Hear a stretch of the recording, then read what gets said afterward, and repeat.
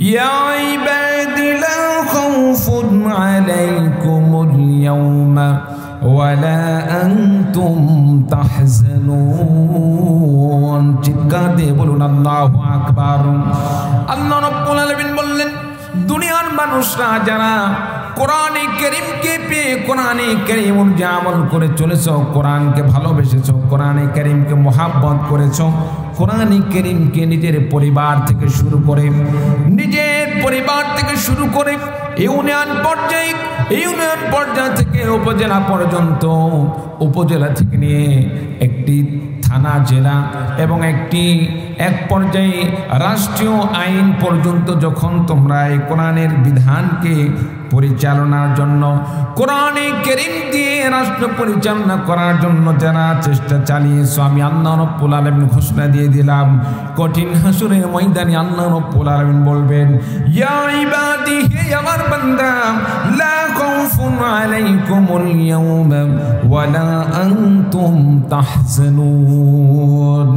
যেদিন অসংখ্য মানুষেরা কঠিন হাসরের ময়দানে জাহান্নামে যাওয়ার ভয়ে চিৎকার মারতে থাকবেন, কান্না করতে থাকবেন, দৌড়াদৌড়ি করতে থাকবেন, ছোটাছুটি করতে থাকবেন। হাসরের ময়দান কঠিন ভয়ঙ্কর অবস্থা হবে। আল্লাহ রাব্বুল আলামিন সেই সমস্ত বান্দাদেরকে লক্ষ্য করে বলেন, লা খাউফুন আলাইকুমুল ইয়াওমা ওয়ালা আনতুম তাহজানুন। রে আমার বান্দা, যারা কোরআনের পক্ষে থাকলে তোমাদের জন্য আজকে হাসরের ময়দানে কোনো চিন্তা নাই, তোমাদের কোনো ভয় নাই। আমি আল্লাহ রাব্বুল আলামিন ঘোষণা দিয়ে দিলাম, আল্লাযীনা আমানু বিআয়াতিনা ওয়া কানু মুসলিমিন। আল্লাহ রাব্বুল আলামিন বললেন, এই ঘোষণা শুধুমাত্র তাদের জন্যই থাকবে যারা আল্লাহ রাব্বুল আলামিনের প্রতি ঈমান আনয়ন করে। আল্লাযীনা আমানু বিআয়াতিনা, যারা আল্লাহ পাকের আয়াতের প্রতি, কোরআনের প্রতি যারা বিশ্বাস স্থাপন করেছে, ওয়া কানু মুসলিমিন, সাথে সাথে যারা মুসলমান ছিল তাদের জন্য আল্লাহ পাক এই ঘোষণা দান করলেন। আর আল্লাহ রাব্বুল আলামিন বললেন, উদখুলুল জান্নাতা আনতুম ওয়া আজওয়াজুকুম তুহবারুন। আল্লাহ রাব্বুল আলামিন সেদিন বান্দাদেরকে বলবে, বান্দারে তোমাদের তো ভয় চিন্তার কোনো কারণ নেই, সাথে সাথে আমি আল্লাহ পাক তোমাদেরকে ঘোষণা দিয়ে দিলাম, উদখুলুল জান্নাতা, তোমরা জান্নাতের মধ্যে প্রবেশ করে নাও। ওয়া আনতুম উদখুলুল জান্নাতা আনতুম ওয়া আজওয়াজুকুম তুহবারুন, তোমরা জান্নাতের মধ্যে প্রবেশ করে নাও, সাথে সাথে তোমাদের স্ত্রীদের সঙ্গে তোমরা জান্নাতে নিয়ে যাও। বলুন সুবহানাল্লাহ। প্রিয় ভাই সব, যারা কোরআন মানবে, কোরআন অনুযায়ী আমল করে চলবে, কোরআনের পক্ষে সংগ্রাম করবে, ইসলামী আন্দোলন করবে, আল্লাহ পাক তাদের জন্য ঘোষণা করলেন, বান্দা তুমি জান্নাতের মধ্যে প্রবেশ করো, তোমার আজকে কোনো ভয় নেই, কোনো চিন্তা নেই, কোনো টেনশন নেই। আমি আল্লাহ পাক ঘোষণা দিয়ে দিলাম, তুমি জান্নাতে যাও, সাথে সাথে স্ত্রীদেরকেও জান্নাতে নিয়ে যাও। বলুন সুবহানাল্লাহ। আল্লাহ পাকের কত সুন্দর ফয়সালা। আপনি একা জান্নাতে যাবেন আর স্ত্রীকে রেখে যাবেন। ওই সময় যদি মনে হয়, আল্লাহ দুনিয়াতে কত সুন্দর সংসার গড়েছিলাম, কত শান্তির সংসার ছিল, আজকে আমি একা একা জান্নাতে যাব, এমন মনে হতে পারে কি পারে না? মনে হতে পারে কি পারে না? মনে হতে পারে। আল্লাহ পাক ঘোষণা দান করলেন, বান্দা তোমার স্ত্রীদেরকে সঙ্গে নিয়ে জান্নাতে যাও। বলুন সুবহানাল্লাহ। তাহলে জান্নাতে যেতে হলে আপনাকে আমাকে কি করতে হবে? ইসলামের জন্য ত্যাগ স্বীকার করতে হবে, কোরবানি করতে হবে। কেমন কোরবানি? কেমন কোরবানি করব? সাহাবায়ে কেরামদের জীবন থেকে আমাদেরকে শিখতে হবে। জীবন কিভাবে আমরা আল্লাহর রাস্তায় কোরবানি করে দেব। সম্মানিত উপস্থিতি, সাহাবায়ে কেরামদের জীবনে অনুসরণ করে যদি আপনি আমি নিজের জীবনকে আল্লাহর রাস্তায় কোরবানি করি, তাহলেই আল্লাহ পাক সফল কাম হিসাবে কবুল করে নেবেন। বলুন সুবহানাল্লাহ। আমার ভাইরা, আমার বন্ধুগণ, আল্লাহর নবীর সাহাবী হযরত আবু যর গিফারি রাদিয়াল্লাহু তাআলা আনহু ইসলাম গ্রহণ করার পরে মনে মনে শখ জাগলো, রাসূল সাল্লাল্লাহু আলাইহি ওয়াসাল্লামের সাথে সাক্ষাৎ করব। আমার নবী সাহাবী হযরত আবু যর গিফারি রাদিয়াল্লাহু তাআলা আনহু গিফার গোত্র থেকে অনেক কষ্ট করে তিনি মক্কায় আগমন করলেন। মক্কায় যাওয়ার পরে তিনি নবীজিকে খুঁজতেছেন। 3 দিন 4 দিন অতিক্রম হয়ে যায়, নবীজিকে খুঁজে কোথাও পাওয়া যাচ্ছে না। বাড়িতে গেলেন, বাড়িতেও নবী নাই। কাবার প্রান্তে গেলেন, কাবার প্রান্তেও নবীজিকে পাওয়া যাচ্ছে না। এক পর্যায়ে আমার নবীর সাহাবী হযরতে আলী রাদিয়াল্লাহু তাআলা আনহু রাসূল সাল্লাল্লাহু আলাইহি ওয়াসাল্লামের গোয়েন্দা বিভাগের একজন সদস্য হযরতে আলী রাদিয়াল্লাহু তাআলা আনহু আবু যর গফারি রাদিয়াল্লাহু তাআলা আনহুকে দেখার সঙ্গে সঙ্গে বুঝতে পারলেন এই মানুষ তো আমাদের মক্কার মানুষ নয়। এই মানুষের চেহারার মধ্যে একটি ছাপ দেখা যাচ্ছে। এই মানুষের চেহারার সাথে আমার মক্কার মানুষের কোনো মিল নাই। বলেন সুবহানাল্লাহ। বাহিরের মানুষ আসলে চেহারা রূপ দেখে অনেকটা কিন্তু আন্দাজ করা যায়, কি বলেন ঠিক কিনা? আমরা বিশেষ করে বিভিন্ন সময় মানুষের কথার ধরন দেখলে আমরা বুঝতে পারি, মানুষের চেহারা দেখলে আমরা বুঝতে পারি।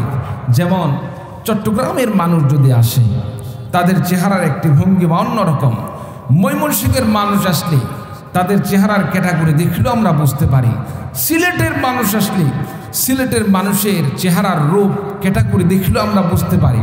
সম্মানিত উপস্থিতি, ঠিক তেমনিভাবে হযরত আলী রাদিয়াল্লাহু তাআলা আনহু খেয়াল করে দেখলেন এ মানুষ তো সম্ভবত মক্কার মানুষ নয়, নিশ্চিত বাহির থেকে কোথাও থেকে আসছে। এজন্য হযরত আলী রাদিয়াল্লাহু তাআলা আনহু লোকটার খপ করে হাত ধরে ফেললেন এবং বললেন, আপনি কে? সুবহানাল্লাহ বলেন না, আপনি কে, কোথায় থেকে এসেছেন? আবু যর গফারি রাদিয়াল্লাহু তাআলা আনহু বললেন, আমি গেফার গোত্র থেকে এসেছি, আমার নাম আবু যর, আমি ইসলাম গ্রহণ করেছি, নবীজির সাথে সাক্ষাৎ করার জন্য এসেছি। বলুন সুবহানাল্লাহ। কথা বুঝতেছেন বাবাজি? বুঝতেছেন তো? আমার ভাইরা, আমার বন্ধুগণ, হযরত আলী রাদিয়াল্লাহু তাআলা আনহু আবু যর গফারি রাদিয়াল্লাহু তাআলা আনহুকে বললেন, নবীর সাহাবী, সাবধান, খবরদার, আওয়াজ করে এই সমস্ত কথা বলা যাবে না। কারণ আওয়াজ করে যদি এই কথা বলো ভীষণ বেকায়দার মধ্যে পড়ে যাবে। কারণ মক্কার অবস্থা খুব একটি ভালো নয়, মক্কার পরিবেশ ভালো নয়। মুসলমানদেরকে নিধন চলতেছে, সরকারি ব্যবস্থাপনার মাধ্যমে, সরকারি বাহিনীর মাধ্যমে মুসলমানদেরকে হত্যা করা হচ্ছে, নির্যাতন করা হচ্ছে, জুলুম করা হচ্ছে। এখন যদি তুমি বলো বিশ্ব নবীজির সাথে সাক্ষাৎ করার জন্য এসেছে, আর কাফের মুশরিকরা যদি তোমার এই কথা শুনতে পারে, চিরজনমের মনে শেষ করে দিবে। এই জন্য হযরত আলী রাদিয়াল্লাহু তাআলা বললেন, আবু যর গফারি শোনো, আওয়াজ না করে আমি যেই দিক দিয়ে যাব আমার সাথে সাথে তুমি রওনা হবে। হযরত আলী রাদিয়াল্লাহু তাআলা রওনা হলেন। যাইতে যাইতে এক পর্যায়ে হযরত আলী রাদিয়াল্লাহু তাআলা আবু যর গফারি রাদিয়াল্লাহু তাআলা কে সঙ্গে নিয়ে চলে গেলেন বিশ্বনবী সাল্লাল্লাহু আলাইহি সাল্লামের দরবারে। নবীজির সাথে সাক্ষাৎ হয়ে গেল, আর সেখানে গিয়ে দেখা গেল আমার নবী বিশ্বনবী সাল্লাল্লাহু আলাইহি ওয়াসাল্লাম তার আপনতস্ত ভাই হযরত জাফর রাদিয়াল্লাহু তাআলা কে বললেন, জাফর রে শোনো ভাই, মক্কার পরিবেশ খুব একটি ভালো নয়, তাড়াতাড়ি আবিসিনিয়ায় হিজরতের ব্যবস্থা করো, কারণ কাফের মুশরিকরা ধরতে পারলে শহীদ করে দিবে। আমার ভাইরা, আমার বন্ধুগণ, এক পর্যায়ে আমার নবী সাল্লাল্লাহু আলাইহি ওয়াসাল্লাম লক্ষ্য করে দেখলেন এইদিকে হযরতে ইয়াসির রাদিয়াল্লাহু তাআলা আনহুর পরিবারকে শহীদ করে দেওয়া হচ্ছে, হযরতে আম্মার বিন ইয়াসির রাদিয়াল্লাহু তাআলা আনহুকে নির্যাতন চালানো হচ্ছে, হযরতে আম্মার রাদিয়াল্লাহু তাআলা আনহুর প্রতি কঠিন নির্যাতন করা হচ্ছে। রাসূলুল্লাহ সাল্লাল্লাহু আলাইহি ওয়াসাল্লাম দূর থেকে লক্ষ্য করছেন, কিছু বলতে পারতেছেন না। এক পর্যায়ে নবীজি সাল্লাল্লাহু আলাইহি ওয়াসাল্লাম আল্লাহ রাব্বুল আলামিনের কাছে দোয়া করলেন, আল্লাহ রাব্বুল আলামিন, আজকে আমার তেমন করার কিছুই নেই, আমার কাছে কোনো শক্তি নাই, আল্লাহ রাব্বুল আলামিন তোমার কাছে ফরিয়াদ, এমন একটি দিন আমাদেরকে দিও যাতে করে এর ব্যবস্থা আমরা করতে পারি। বলুন সুবহানাল্লাহ। হযরত আম্মার রাদিয়াল্লাহু তাআলা আনহুকে মারতে মারতে শহীদ করে দেওয়া হলো। আম্মারের পিতা হযরত ইয়াসির রাদিয়াল্লাহু তাআলা আনহু দূর থেকে যখন দেখতে পাইলেন সন্তানের উপর নির্যাতন চালানো হচ্ছে, ইয়াসির রাদিয়াল্লাহু তাআলা আনহু আম্মার রাদিয়াল্লাহু তাআলা আনহুর কাছে এসে কাফেরদেরকে লক্ষ্য করে বললেন, রে কাফেরের দল শোনো, আমার সন্তানকে তোমরা যে শহীদ করে দিলে, একটি অপরাধ, সেটা হলো আমার সন্তান ইসলাম গ্রহণ করেছে, কালিমা পড়ে নিয়েছে।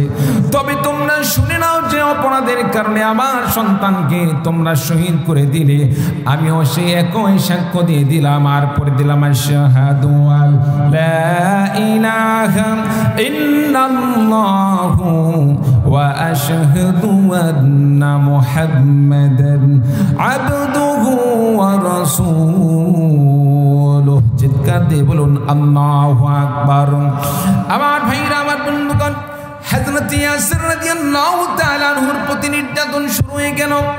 নির্যাতন করতে করতে ইয়াসির রাদিয়াল্লাহু তাআলা আনহুর এক পায়ে একটি রশি বাঁধা হলো, রশির আরেকটি মাথা একটি ঘোড়ার সাথে বেঁধে দেওয়া হলো, আরেকটি পায়ে আরেকটি রশি বাঁধা হলো, রশির মাথা আরেকটি ঘোড়ার সাথে বেঁধে দেওয়া হলো।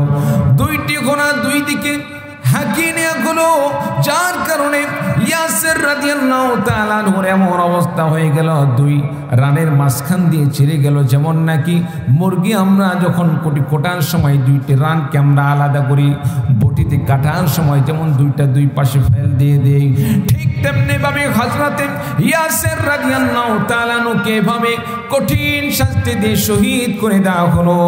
আমার নবীজি দূর থেকে লক্ষ্য করছেন, শুধুমাত্র ইসলাম গ্রহণ করার জন্য ইয়াসির রাদিয়াল্লাহু তাআলা আনহুকে শহীদ করে দেওয়া হচ্ছে।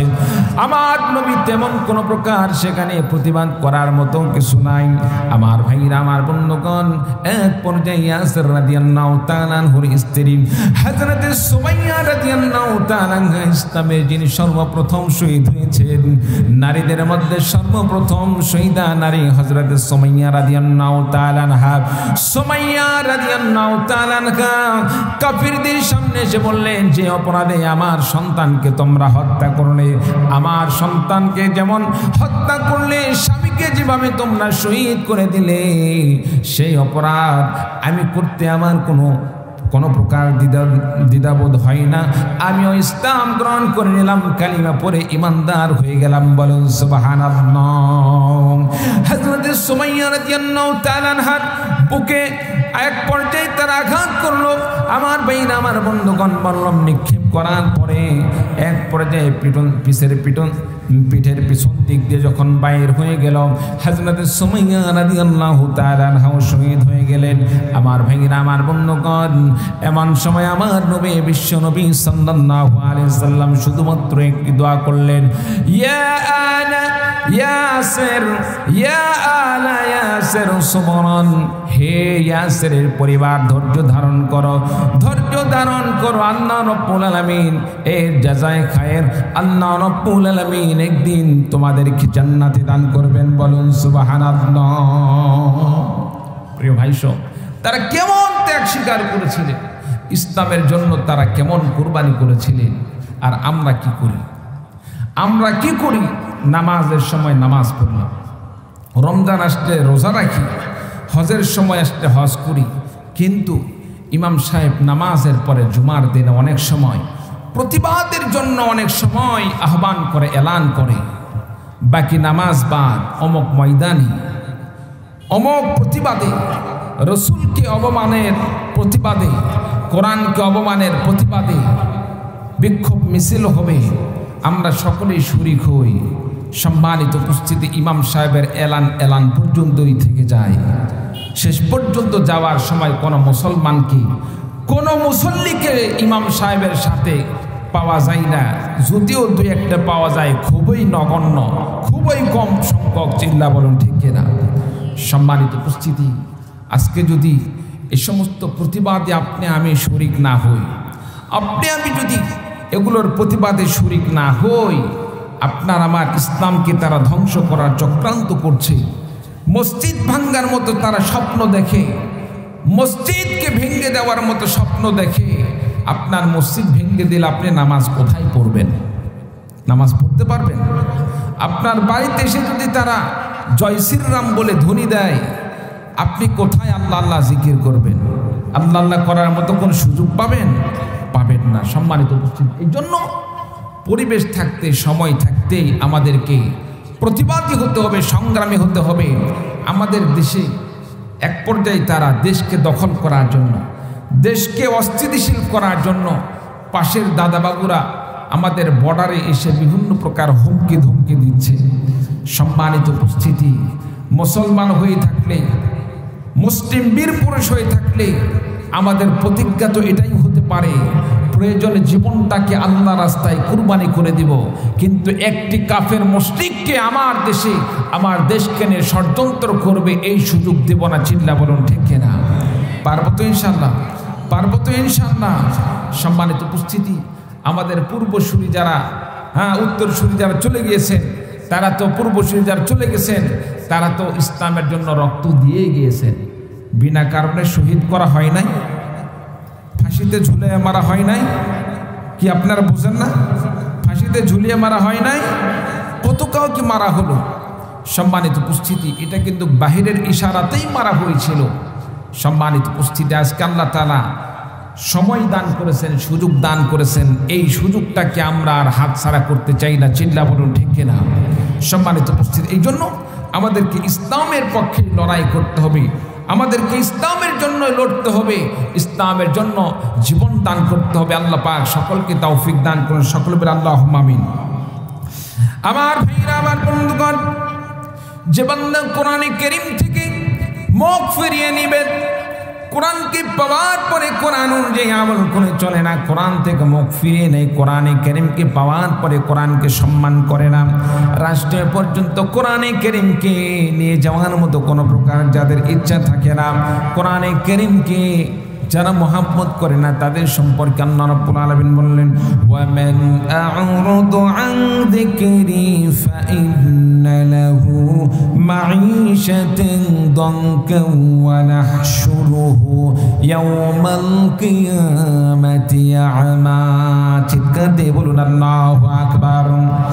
আল্লাহ রাব্বুল আলামিন বললেন, বান্দারে, তোমাদের মধ্যে যারা কোরআনকে পাওয়ার পরে কোরআন থেকে মুখ ফিরিয়ে নিল, কোরআনে কারীম অনুযায়ী আমল করে চলল না, কোরআনকে ভালোবাসলো না, আল্লাহ পাক কোরআন দান করলেন, বান্দা তুমি মুমিন, আমি তোমাকে কোরআন দান করলাম, কোরআন অনুযায়ী নিজের জীবন গড়াও আর কোরআনে কারীম দিয়ে সংবিধান পরিচালনা করো, কোরআন দিয়ে তুমি দেশের আইন পরিচালনা করো। আমাদের দেশের কত আইন বিশারদ আছে যারা সংবিধান পর্যন্ত তৈরি করেছে, কোরআনকে পাওয়ার পরে কোরআনের বিধান দিয়ে তারা সংবিধান বানাইতে পারলো না। তাদের জন্য এই আয়াত, এই বিধান। আল্লাহ রাব্বুল আলামিন বলেন, ফাইন্না লাহু মাঈশাতান দানকা, আমি আল্লাহ রাব্বুল আলামিন তাদের জন্য সংকীর্ণময় জীবন দান করব। বলুন নাউযু বিল্লাহ। কোরআন কারীমকে পাওয়ার পরে যারা কোরআন থেকে মুখ ফিরিয়ে নিল, কোরআন অনুযায়ী আমল করে চলল না, কোরআন থেকে মুখ ফিরিয়ে নিল, তাদের জন্য আল্লাহ তাআলা বলেন, তাদের জন্য রয়েছে সংকীর্ণময় জীবিকার, আপনার আমার জীবিকার খাবার, আপনার আমার রুজি রোজগারের মধ্যে আল্লাহ তাআলা বরকত তুলে নেবেন। আল্লাহ পাক রুজিক, আল্লাহ পাক তঙ্গি ঘটিয়ে দিবেন, সংকীর্ণ করে দিবেন। বলুন নাউযু বিল্লাহ। সম্মানিত উপস্থিতি, দুনিয়াতে আমরা স্বাভাবিকভাবে আমরা যে জিনিসটা চাই, আমার কাবাইটা যদি ভালো হয়, আমার এই খাবার দাবারের আয়োজনটা যদি আমি ভালো করে করতে পারি, একটা বড় বিল্ডিং করতে পারি, সন্তানদের জন্য কিছু করে যেতে পারি, এটাই আমার জীবনের চাওয়া পাওয়া। এরকম হয় কি হয় না? এরকম হয় কি হয় না? আমার কথা মনে আপনারা বুঝতেছেন না।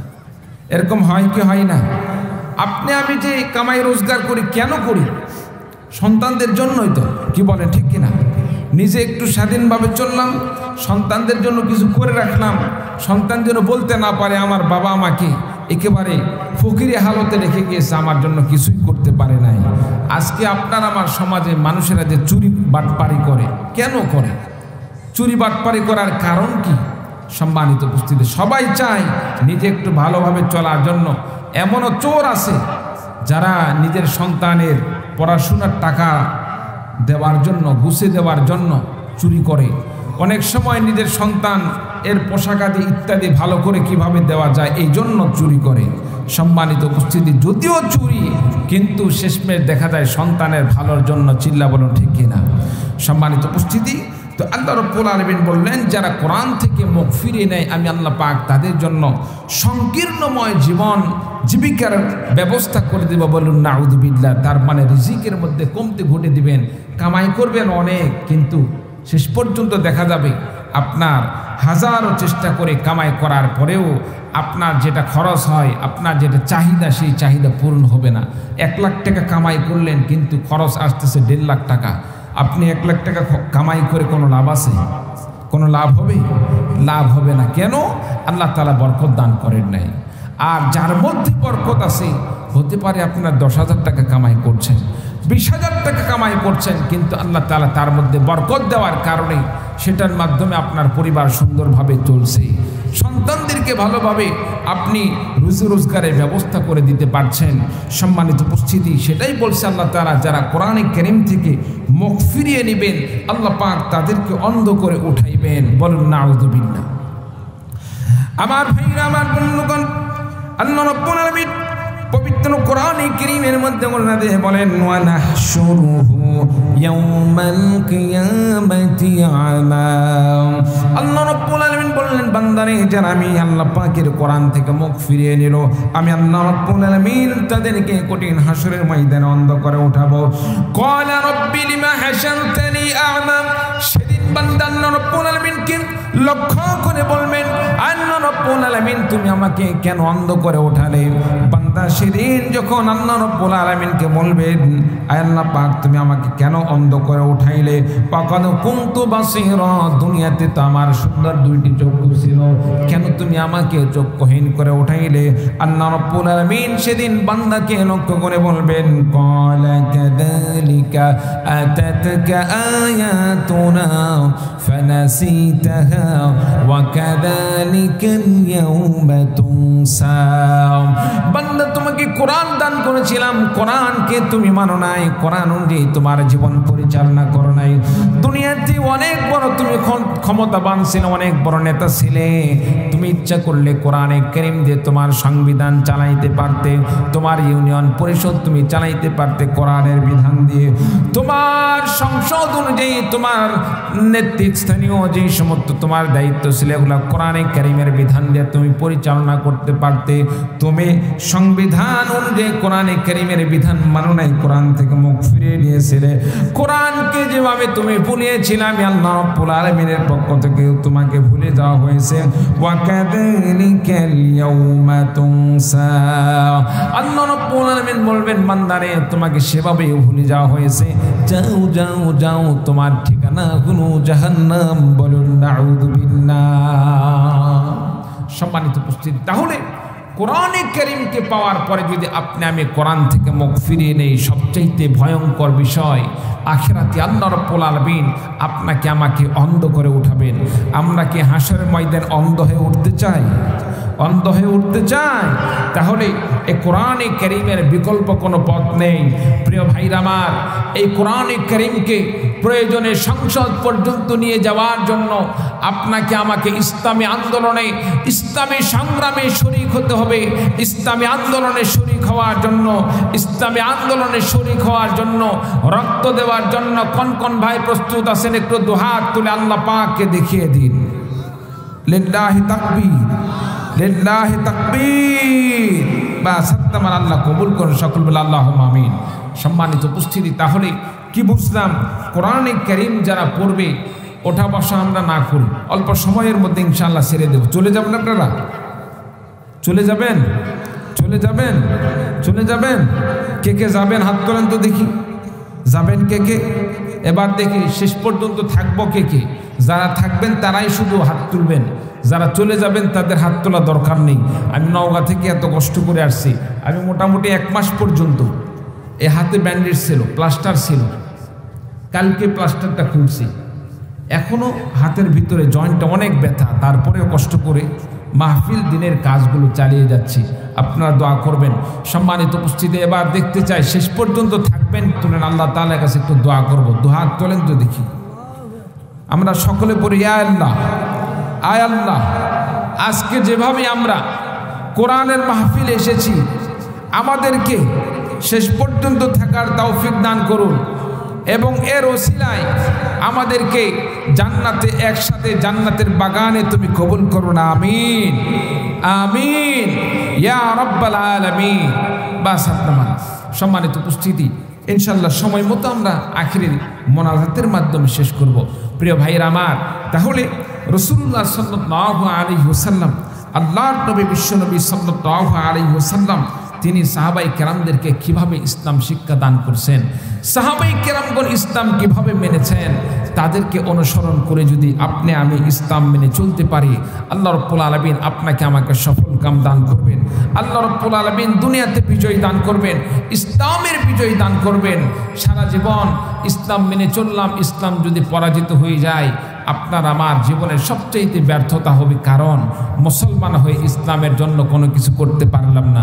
আর জীবন থাকা অবস্থায় যদি ইসলামের ঝান্ডাকে সংসদ পর্যন্ত আমরা উড্ডীন করতে পারি, আল্লাহ পাকের কাছে সবচেয়ে বড় চাওয়া পাওয়া হবে। আল্লাহ পাক এই ইসলামী সংগ্রামে আপনাকে আমাকে এই কাফেলার একজন সদস্য হিসাবে কবুল করছেন। চিল্লা বলেন সুবহানাল্লাহ। আমার ভাইরা, আমার বন্ধুগণ, কেমন ত্যাগ স্বীকার করবেন আমার নবীর সাহাবী হযরত মুসাব ইবনে উমাইর রাদিয়াল্লাহু তাআলা আনহু জীবনে পড়ে দেখুন। আমার নবীর সাহাবী হযরত মুসাব ইবনে উমাইর রাদিয়াল্লাহু তাআলা আনহু যুবক সন্তান, এত সুন্দর ফুটফুটে একজন যুবক, যার সৌন্দর্যতার মধ্যে কোনো কমতি নেই। আমার ভাইরা, আমার বন্ধুগণ, পরিবারের দিক দিয়ে অনেক সচ্ছল একটি পরিবার, বাবা আগে দুনিয়া থেকে বিদায় নিয়ে চলে গেছেন। আমার ভাইরা, আমার বন্ধুগণ, মুসাব ইবনে উমাইর রাদিয়াল্লাহু তাআলা আনহুর আল্লাহ পাক তার ঘরে অনেক সম্পদ দান করেছেন, তার মার অনেক সম্পদের ব্যবস্থা করে দিয়েছেন। মুসাব ইবনে উমাইর রাদিয়াল্লাহু তাআলা আনহু সকালে একটি পোশাক পরলেন, বিকেলে সেই পোশাক আর পরতেন না। সকালে একটি পোশাক পরলে বিকেলে সেই পোশাক পরতেন না। বন্ধু বান্ধবদের সাথে অনেক তিনি আড্ডা প্রদান করতেন, তার বন্ধু বান্ধবের কোনো কমতি ছিল না। আমার ভাইরা, আমার বন্ধুগণ, তার সুন্দর বাহনের কোনো কমতি ছিল না। একদিন হযরত মুসাব ইবনে উমাইর রাদিয়াল্লাহু তাআলা আনহু, আমার নবীর সাহাবী হযরতে মুসাব ইবনে উমাইর রাদিয়াল্লাহু তাআলা আনহু রাস্তা দিয়ে হেঁটে যাচ্ছিলেন। যাওয়ার সময় লক্ষ্য করলেন কঠিন সুন্দর একটি সুমধুর কণ্ঠে কি যেন তেলাওয়াত ভেসে আসতেছে। তেলাওয়াত শুনে যখন তেলাওয়াতের পাগল হয়ে গেলেন, কোরআনের তেলাওয়াতের পাগল হয়ে গেলেন। আস্তে আস্তে সেখানে গেলেন, যাওয়ার পরে লক্ষ্য করে দেখলেন আমার নবী বিশ্ব নবীজি কোরআনে কারীম তেলাওয়াত করছেন। বলেন সুবহানাল্লাহ। হযরত মুসাব ইবনে উমাইর রাদিয়াল্লাহু তাআলা আনহু নবীজির কাছে যাওয়ার পরে লক্ষ্য করে দেখলেন বিশ্ব নবীজি কোরআনে কারীম তেলাওয়াত করছেন। নবীজিকে দেখার পরে তিনি বললেন, ইয়া রাসূলুল্লাহ, ইয়া হাবিবাল্লাহ, এতদিন পর্যন্ত আমাদের আবু জেহেলের দল, উতবা সাইবার দল আপনার সম্পর্কে মিথ্যা তথ্য দিয়ে আপনার থেকে আমাদেরকে বিরত রেখেছিল। ইয়া রাসূলুল্লাহ, ইয়া হাবিবাল্লাহ, আমার বুঝে আসছে, এখন বুঝতে পারলাম আপনি হলেন বিশ্ব নবী, আপনি হলেন সত্য নবী। আপনার মধ্যে কোনো প্রকার ক্লেম নাই, আপনার মধ্যে কোনো প্রকার দুই নম্বরে নেই। আপনি হলেন সত্য নবী, আপনার পথে আমি ঈমান আনয়ন করলাম, আপনি আমাকে কালিমা পড়ে ঈমানদার বানিয়ে দিন। নবীজি বললেন, মুসাব রে, ইসলাম গ্রহণ করার পরে বিভিন্ন প্রকার সমস্যা আসতে পারে। তোমার এই সুন্দর পোশাকটা তোমার গায়ে নাও থাকতে পারে, তোমার যে বন্ধু বান্ধব এই সমস্ত বন্ধু বান্ধব নাও থাকতে পারে, তোমার মা তোমার পাশে নাও থাকতে পারে, তোমার সুন্দর পোশাকটাও নাও থাকতে পারে। তুমি কি মেনে নিতে পারবা? আল্লাহর নবী সাহাবী হযরত মুসাব ইবনে উমাইর রাদিয়াল্লাহু তাআলা আনহু বললেন, নবী গো, একটা বার মেনে নিয়েছি, আপনাকে নবী হিসাবে যতই বাধা আসুক না কেন, নির্যাতন আসুক না কেন, অত্যাচার আসুক না কেন, ইসলাম গ্রহণ করেছি, ইসলামকে আমি ছেড়ে দেব না। বলুন সুবহানাল্লাহ। নবী আমার মুসাব ইবনে উমাইর রাদিয়াল্লাহু তাআলা আনহুকে হাতে হাত রেখে কালিমা পড়ে ঈমানদার বানিয়ে দিলেন। আর কালিমা পড়ে দিলেন, লা ইলাহা ইল্লাল্লাহু মুহাম্মাদুর রাসূলুল্লাহ, লা ইলাহা ইল্লাল্লাহ, লা ইলাহা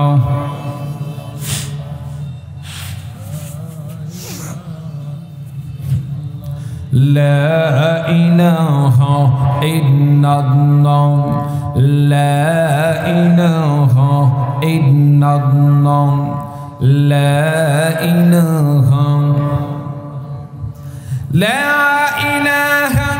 ইল্লাল্লাহু মুহাম্মাদুর রাসূলুল্লাহ। সকলে পড়ি সাল্লাল্লাহু আলাইহি সাল্লাম। হযরত মুসাব ইবনে উমাইর রাদিয়াল্লাহু তাআলা ইসলাম গ্রহণ করলেন, মুমিন হয়ে গেলেন, ঈমান আনয়ন করলেন। আমার ভাইরা, আমার বন্ধুগণ, মুসাব ইবনে উমাইর রাদিয়াল্লাহু তাআলা এক পর্যায়ে যখন বাড়িতে গেলেন, বাড়িতে যাওয়ার পরে মুসাব ইবনে উমাইরের মা যখন জানতে পারলেন হযরত মুসাব ইবনে উমাইর রাদিয়াল্লাহু তাআলা আগের ধর্মে নেই, সে ইসলাম গ্রহণ করেছে, এক পর্যায়ে আপন মা হওয়া সত্ত্বেও মুসাব ইবনে উমাইর রাদিয়াল্লাহু তাআলা কে শুধুমাত্র ইসলাম গ্রহণ করার কারণে কারাগারের মধ্যে আবদ্ধ করে দিলেন। বলুন নাউযু বিল্লাহ। হযরত মুসাব ইবনে উমাইর রাদিয়াল্লাহু তাআলা কে অনাহারে রাখা হলো, নির্যাতন শুরু হয়ে গেল। তার মামা ইত্যাদি আত্মীয়স্বজন এসে নির্যাতন শুরু করে দিল, আর বলতে লাগলো ইসলাম ছেড়ে দাও, ইসলাম না ছাড়লে তোমার উপর কিন্তু এরকম নির্যাতন চলতেই থাকবে।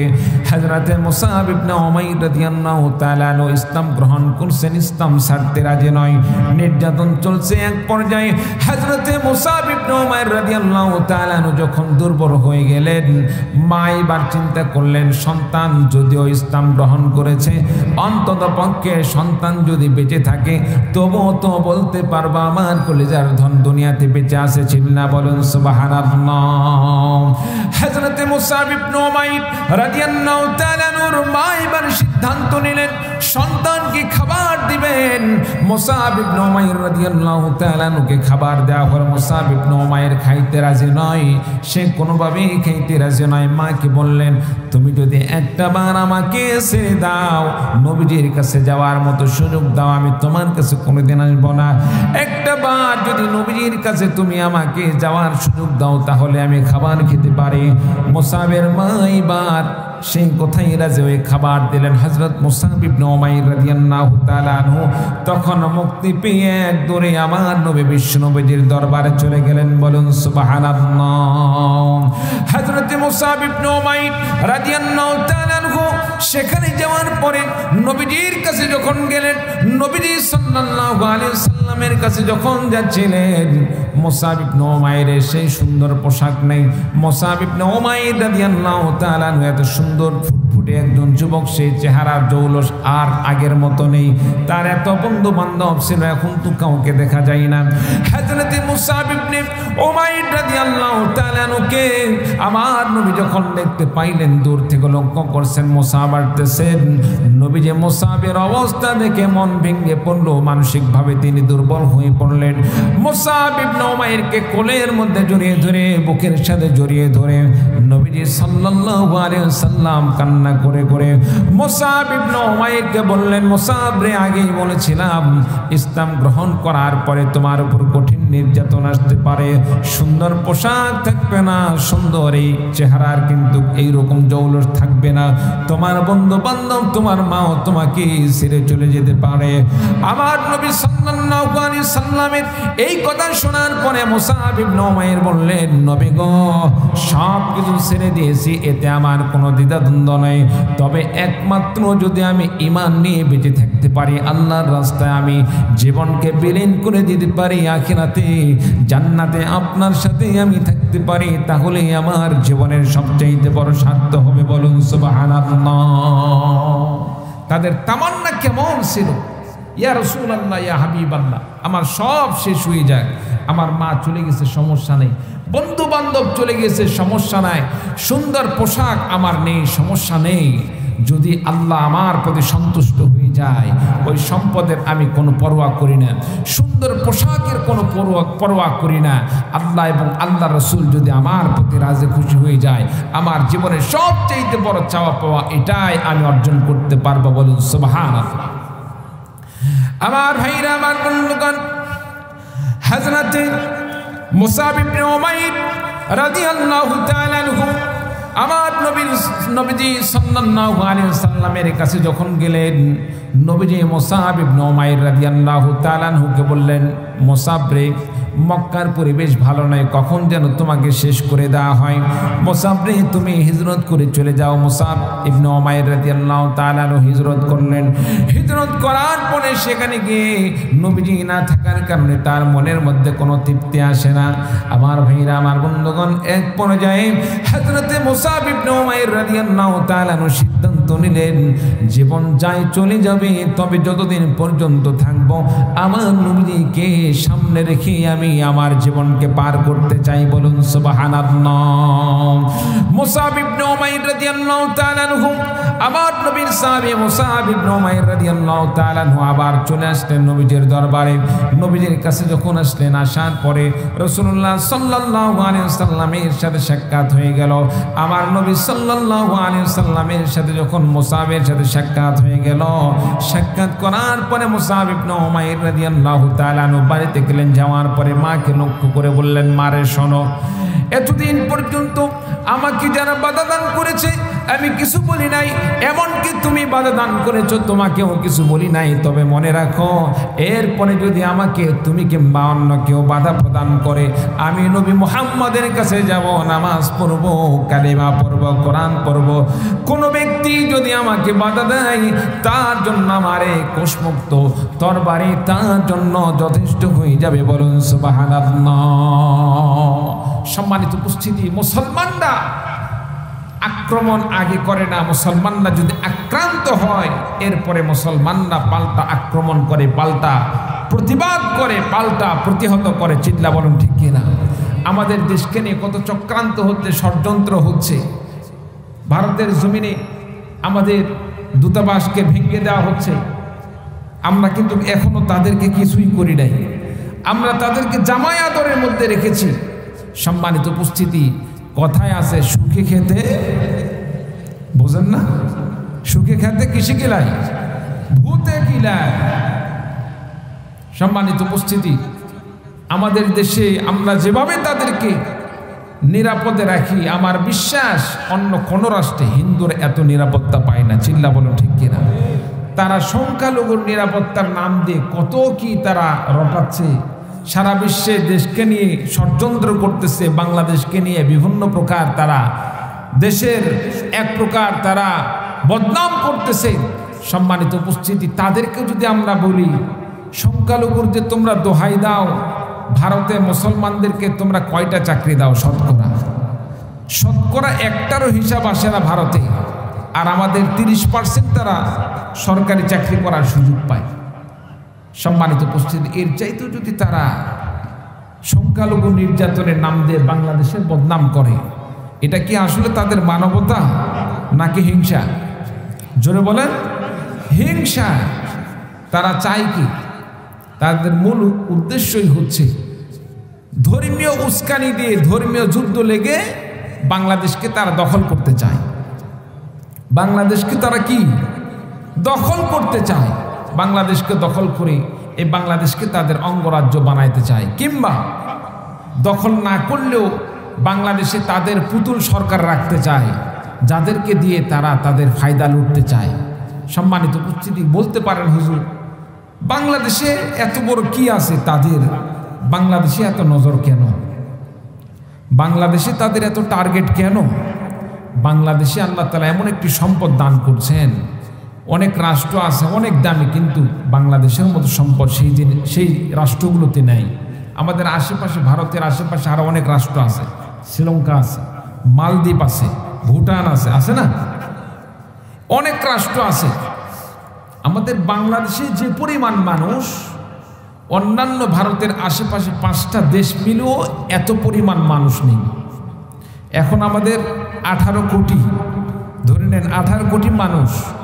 এই 18 কোটি মানুষ, যদিও আমাদের দেশের আয়তন ছোট, কিন্তু জনসংখ্যা অনেক বেশি। আশেপাশে অন্যান্য রাষ্ট্র যেগুলো আছে সেগুলোতে বাংলাদেশের যে পরিমাণ মানুষ, সে পরিমাণ মানুষ এই 4-5টা রাষ্ট্র মিলেও নেই। তাহলে মানুষ দিয়ে আসলে লাভ কি? মানুষ দিয়ে লাভ হচ্ছে, যেই দেশে যত মানুষ হয় সেই দেশে তত মানুষের খাবারের দরকার হয়, পোশাকের দরকার হয়, ঔষধের দরকার হয়। কি বলেন ঠিক কিনা? দরকার হয় কি হয় না? ভুটানের সাথে যদি সম্পর্ক ভালো রাখে, সেখানে মনে করেন 1 কোটি মানুষ আছে, 1 কোটি মানুষের যা লাগবে সেটা না হয় তারা ব্যবসায়ী হিসাবে 1 কোটি মানুষের সেখানে রুজি রোজগার যা লাগলো সেটা দিল, প্রত্যেকটা পণ্য থেকে দেখা যাচ্ছে কিঞ্চিত পরিমাণ লাভ করলো। এইরকমভাবে আপনার তার পাশে শ্রীলঙ্কা আছে, শ্রীলঙ্কাতেও এরকমভাবে লাভ করলো। 4-5টা রাষ্ট্রে ব্যবসা বাণিজ্য করে তাদের যা লাভ হবে তার চাইতে বেশি লাভ হবে বাংলাদেশের সাথে যদি তাদের ব্যবসায় লেনদেন থাকে। কারণ বাংলাদেশের জনসাধারণ বেশি, বাংলাদেশের মানুষের মন মানসিকতাও এমন উদার, মানুষ ভিক্ষা করা হলেও কোনোদিন মাছ কেটে বাজার থেকে কিনে আনে না, চিল্লা বলেন ঠিক কিনা। আর ভারতে কি জানেন, কোটি কোটি টাকার মালিক, তারপরও গিয়ে বলে কি একটা বড় মাছ থাকলে সেখান থেকে অর্ধেক কেটে অর্ধেক কিনে নেয়। দোকানদাররা অর্ধেক বিক্রয় করে, 3 ভাগের 1 ভাগ বিক্রয় করে। 100 গ্রাম যদি আপনি গোস্ত চান 100 গ্রামও দিবে। আপনি কোটিপতি হয়ে যদি 100 গ্রাম গোস্ত চান, 100 গ্রাম মাছ চান, আপনি 100 গ্রাম মাছ 100 গ্রাম গোস্তও পাবেন। কিন্তু আমার দেশের মানুষ এরকম নয়। আমার দেশের মানুষ দিনমজুর কাজ হলেও কাজ করে একটি বড় মাছ কেনার চেষ্টা করে, ভালো বাজার করার চেষ্টা করে, টাকা থাকে আর না থাকে কমপক্ষে দৈনন্দিন খাওয়া পড়া এর মধ্যে কোনো কমতে হয় না, চিল্লা বলে ঠিক কিনা। আর মেহমানদারি তো কথাই নেই, মেহমানদারি তো কথাই নাই। যতই গরিব হোক, একটা মেহমান আসলে তাকে চেষ্টা করে সর্বোত্তমভাবে তাকে মেহমানদারি করার। কথা বুঝতেছেন আমার? আমি একটা জেলায় গেছিলাম, কি আর বলবো মেহমানদারির কথা। আমি একটি জেলায় গেছিলাম, আমার দেশে কিছু মানুষ আছে, আচ্ছা সে কথা আজকে বাদ দিই। সম্মানিত উপস্থিতি, তো আমাদের দাদা বাবুদের হিসাব কি? তারা সব সময় চেষ্টা করে কোনোভাবে যেন খরচ না হয়, সব সময় চেষ্টা করে কোনো মানুষকে যেন আমার খাওয়ানো না লাগে, খরচ করা থেকে যেন বেঁচে যাওয়া যায়। আর আমরা মনে করি মেহমানদারি করা শূন্য, মেহমান আসলে আল্লাহ তাআলা মেহমানদারের সাথে আল্লাহ পাক বরকত বাড়ির মধ্যে ঢুকে দেয়, চিল্লা বলেন সুবহানাল্লাহ। মেহমানদেরকে কি আমরা খাওয়াই? মেহমানদেরকে খাওয়ানোর মালিক আমরা নয়। মেহমানদারের রিজিকের মালিক কে? আল্লাহ। বরং মেহমানের ওসিলায় বাড়ি আল্লাহকে আল্লাহ তাআলা কিছু ভালো খাওয়ার ব্যবস্থা করে, চিল্লা বলেন সুবহানাল্লাহ। আর দাদা বাবুরা বলে কি, দাদা খেয়ে এসেছেন নাকি গিয়ে খাবেন? কি বলেন? বলে কি বলে না? খেয়ে এসছেন নাকি গিয়ে খাবেন? তার মানে আমার এখানে তো আপনার ভাত নাই। আপনি যদি খেয়ে এসে থাকেন তাহলে তো চিন্তা নাই, যদি না খেয়ে আসেন তাহলে যাওয়ার পরে ভাত খাবেন, আমার এখানে খাবার নেই। আজকে তারা আমাদেরকে হুমকি ধুমকি দেয়, আমাদেরকে ফকির বলে। কত বড় তারা নির্লজ্জ, কত বড় তারা নির্লজ্জ। আমাদেরকে তারা চোখ রাঙ্গানি দেখায়। অথচ আমাদের মুসলিম যেগুলো রাষ্ট্রগুলো আছে, সৌদি, দুবাই, কাতার, এগুলো রাষ্ট্রগুলো যদি এই ভারতের এই মালাউনের বাচ্চাদেরকে যদি তারা ঘাড় ধাক্কা দিয়ে বাইর করে দেয়, ভারতের মানুষরা ভাতের মার খাতে তারা হুঁশ পাবে না, চিল্লা বলুন ঠিক কিনা। এক সময় কিন্তু তারা মার খাওয়া নামেই পরিচিত, এক সময় কিন্তু তারা মার খেয়ে চলছে। এখন হয়তো কিছু পরিবর্তন আসছে, আমাদের মুসলমানদের সাথে থেকে মুসলমানদের কৃষ্টি কালচার দেখে কিছু পরিবর্তন আসতে পারে, কিন্তু তাদের কাছ থেকে আমাদের শিক্ষা নেওয়ার কিছুই নেই। আমাদেরকে তারা বিভিন্ন প্রকার রুচি শিখাইতে চায়। তারা হাসপাতাল বন্ধ করে দিলে, চিকিৎসা বন্ধ করে দিলে আমরা নাকি চিকিৎসা পাবো না। আরে বোকা, আমরা আসলে চিকিৎসা করতে যাই না। আমাদের টাকা পয়সা যদি কম থাকতে পারে, কিন্তু আমরা ভ্রমণ প্রিয়, আরাম প্রিয়, আমরা ঘোরাফেরাকে বেশি পছন্দ করি। ভারতে চিকিৎসার জন্য বাঙালি যায় না। চিকিৎসা নেওয়ার জন্য যদি যাওয়া লাগে সিঙ্গাপুর যাবে, আর যে সমস্ত রাষ্ট্র আছে সেগুলোতে যাবে। ভারতে শুধু একটু বেড়ানোর জন্য যায়, দেখার জন্য যায়। সেখানে কাশ্মীর আছে, একটু দেখার জন্য যায়। কি বলেন ঠিক কিনা? যাও আমরা অন্যান্য রাষ্ট্রে যাইতাম, মাঝখানে 16টা বছর আমাদেরকে কুক্ষিগত করে রাখছে, ভারতের গোলাম বানিয়ে রাখছিল, যার কারণে বাধ্য হয়ে কোথাও যাওয়া লাগলে ভারতে যাইতে হতো। পাকিস্তান যাওয়ার ইচ্ছা থাকলেও আমরা যাইতে পারতাম না। কি বলেন ঠিক কিনা? সম্মানিত উপস্থিতি, আজকে তারা আমাদেরকে রুচি সম্পর্কে শিখাইতে চায়। ধমকি দিতে চায়। মনে রাখো, এই সমস্ত হুমকি ধমকি দিয়ে কোনো লাভ নেই। তোমাদের পিছনে যারা আছে তারা বিশ্ব পরাশক্তিদেরকে নাকানি চুবানি খাওয়াইয়া আফগানের জমিন থেকে তারা ওই তোমাদের দাদা বাবুদেরকে সেখান থেকে উৎখাত করছে। চিল্লা বলুন ঠিক কিনা?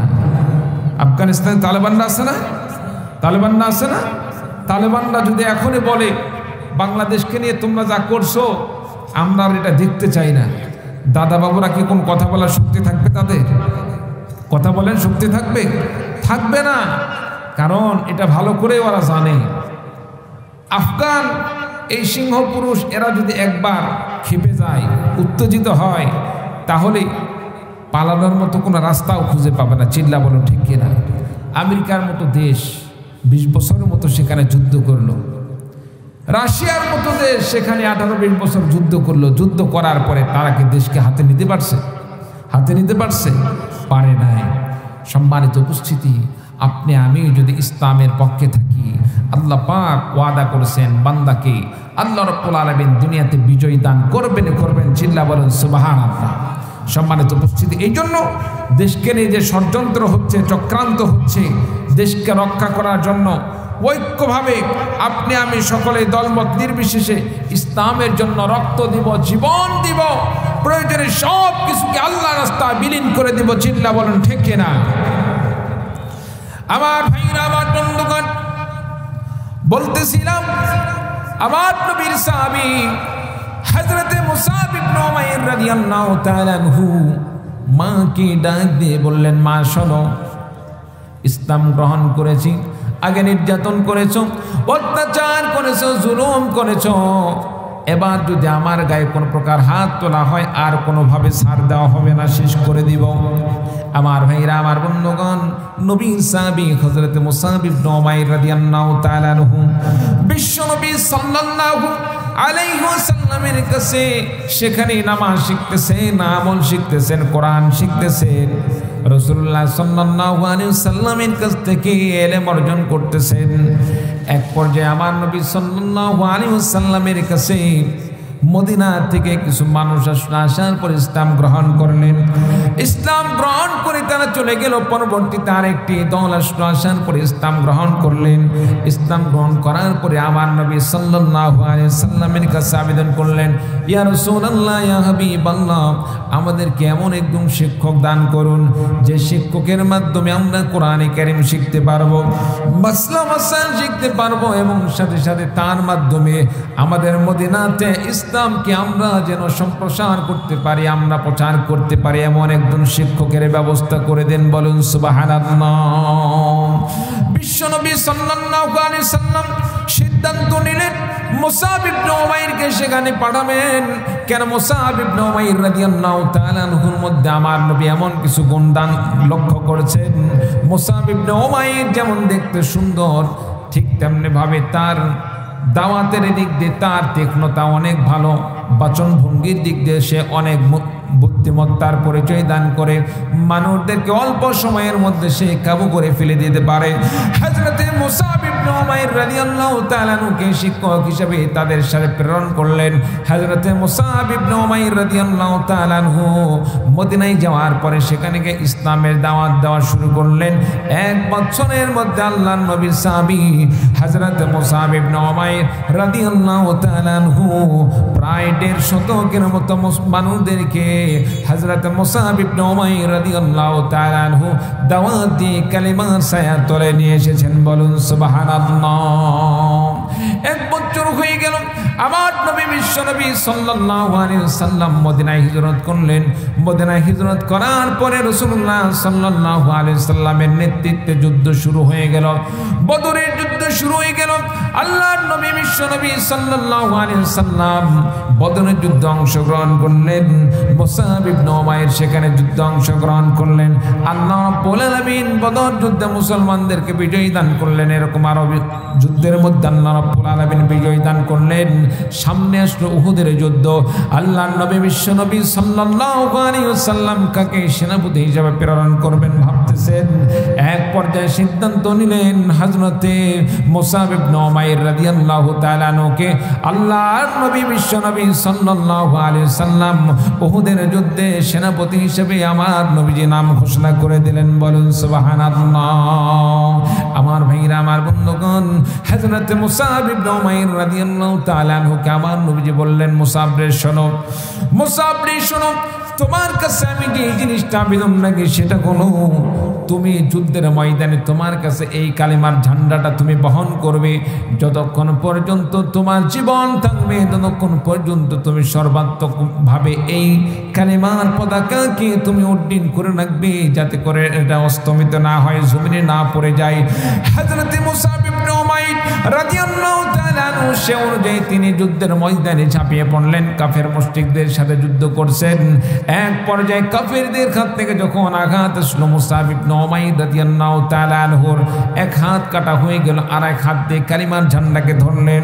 ওই হাতকে যখন কাটা হলো, হযরত মুসাব ইবনে উমাইর রাদিয়াল্লাহু তাআলা আনহু দাঁত দিয়ে কামড়িয়ে কালিমার পতাকাকে আকাশের দিকে হযরত মুসাব ইবনে উমাইর রাদিয়াল্লাহু তাআলা আনহু উড্ডীন করে রাখলেন। তারপরেও কালিমার পতাকাকে জমিনে পড়তে দিলেন না। বলুন সুবহানাল্লাহ।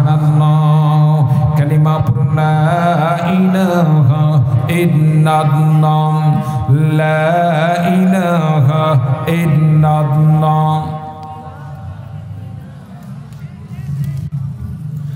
লা ইলাহা ইল্লাল্লাহ, লা ইলাহা ইল্লাল্লাহ, লা ইলাহা ইল্লাল্লাহ মুহাম্মাদুর রাসূলুল্লাহ।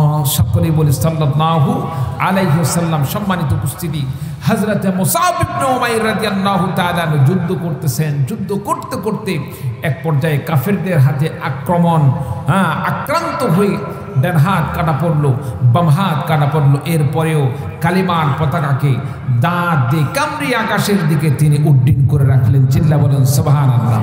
সম্মানিত উপস্থিতি, হযরত মুসাব ইবনে উমাইরের শহীদ শাহাদত কেমন হলো এবং শেষবারে মুসাব ইবনে উমাইর সম্পর্কে আল্লাহ রাসূল সাল্লাল্লাহু আলাইহি সাল্লাম চমৎকার একটি বাণী রাসূল সাল্লাল্লাহু আলাইহি সাল্লাম বলেছিলেন, বাণী তিনি ঘোষণা করছিলেন। আমরা অবশ্যই সেই কথাটা শুনব। রাসূল মুসাব ইবনে উমাইরের শাহাদত সম্পর্কে কি ঘোষণা দান করছিলেন শুনবো তো ইনশাআল্লাহ? শুনবো তো ইনশাআল্লাহ? নাকি চলে যাব না শুনে যাব? শুনবো তো ইনশাআল্লাহ? সম্মানিত উপস্থিতি, অবশ্যই ইনশাআল্লাহ শেষ ফিনিশিংয়ে হযরত মুসাব ইবনে উমাইর রাদিয়াল্লাহু তাআলা আনহুর শহীদ হওয়ার সেই ইতিহাসটি, সেই অবস্থাটি আপনাদের সামনে বর্ণনা করব। তবে এর আগে আপনাদের কাছে একটি জিনিস আবেদন রাখতে চাই। এখন অনেক ভাই মনে করবেন, হুজুর আপনি যে পথে এখন অগ্রসর হচ্ছেন, কিছু কথা বলতে না বলতে আমরা উঠে চলে যাব, এরকম কেউ আছেন নাকি? কেউ আছেন নাকি? সম্মানিত উপস্থিতি, যদি দিতে পছন্দ না করেন, কমপক্ষে বসে থাকেন, আরেকজন তো দিতে পারে। কি বলেন, ঠিক কিনা? আপনি দিবেন না, আরেকজন ভাই আপনার দেখা দেখে দান করতে পারে।